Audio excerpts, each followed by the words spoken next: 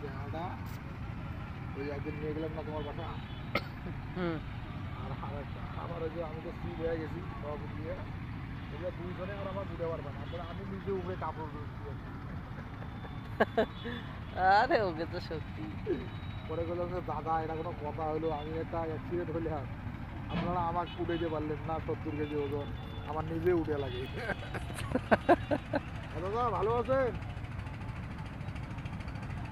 বাড়িতে না বন্ধুরা আমরা এসেছি কাশিমপুর নদীতে অনেকদিন পর। দেখেন কত সুন্দর নদী যাচ্ছে, নদী না সরি নৌকা যাচ্ছে, হ্যাঁ একটু আইছি নৌকায় কত সুন্দর লোক যাচ্ছে এবং সেলফি তুলছে একমাত্র প্রাকৃতিক প্রকৃতির মধ্যে প্রকৃতি।